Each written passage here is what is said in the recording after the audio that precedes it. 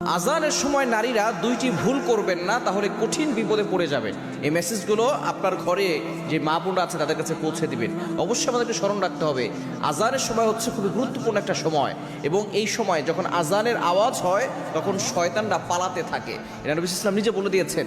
এটা সূরা ইবনে মাজার ভিতরে রয়েছে, আবু দাউদ শরীফের ভিতরে রয়েছে। নবী ইসলাম জানিয়ে দিয়েছেন যখন আজান হয় তখন আজানের শব্দ যতদূর যায় ততদূর পর্যন্ত শয়তান ছড়াতে থাকে, তারা পালাতে থাকে। সুতরাং এই সময় যদি কাউকে পায় তখন তারা তার ভিতরে ভর করে থাকে, আসর করে থাকে এবং তাকে ক্ষতির ভিতরে ফেলে দেওয়ার চেষ্টা করে। বিশেষ করে আজানের সময়, মাগরিবের আজানের সময় এবং অন্যান্য যে আজানের সময় আছে, বিশেষ করে মাগরিবের সময় অবশ্যই সতর্ক থাকতে হবে। এক নম্বর ভুল, মা বোনরা যারা এই ভুলটা করেন তারা কিন্তু কঠিন বিপদে পড়ে যান। কেননা মা বোনরা যারা আছে তাদেরকে কিন্তু শয়তান বেশি সময় আসর করে থাকে, দূর থেকে অ্যাট্রাকশন করে থাকে, যার কারণে তারা ক্ষতির ভিতরে পড়ে যান। এক নম্বর হচ্ছে এই আজানের সময় চুল খোলা রাখা যাবে না, মাথায় কাপড় দিয়ে রাখতে হবে। অনেকে এই ভুলটা করে থাকেন, মাথায় খোলামেলা মাথা রাখেন।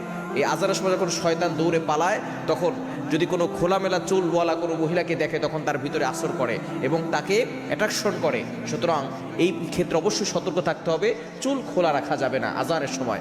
এবং সবসময় খেয়াল রাখতে হবে যাতে করে আপনার চুল কোনো পরপুরুষ না দেখে। কেননা একটা চুল যদি কোনো পরপুরুষ দেখে তাহলে এই একটা চুল 70টা সাপ হবে। আর জাহান্নামের সাপের আকৃতি হচ্ছে তার মাথা হবে উটের মাথার মতো এবং তার দেহ হবে লম্বা সুপারি গাছের মতো, মোটা হবে তাল গাছের মতো। বিশাল সাপ যদি কাউকে একবার দংশন করে 70 হাত মাটির নিচে চলে যাবে।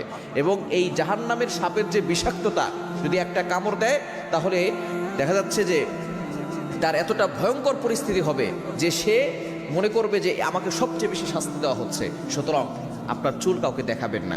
এবং দ্বিতীয় নাম্বার হচ্ছে যখন আজান হবে তখন ঘরের বাইরে যাওয়া, এরপরে বিশেষ করে ছাদে যাওয়া, ঘরের বারান্দায় যাওয়া, নির্জনে একাকী থাকা, এগুলো থেকে অ্যাভয়েড করতে হবে। আর না হলে জিন ক্ষতি করে তাকে অনেক বড় ধরনের ক্ষতির ভিতরে ফেলে দিবে। এবং যখন জিন কারোর ভিতরে আসর করে সেই বুঝে তার কতটা কষ্ট হয় এবং তাদের ভিতরে বিভিন্ন রোগ দেখা যায়।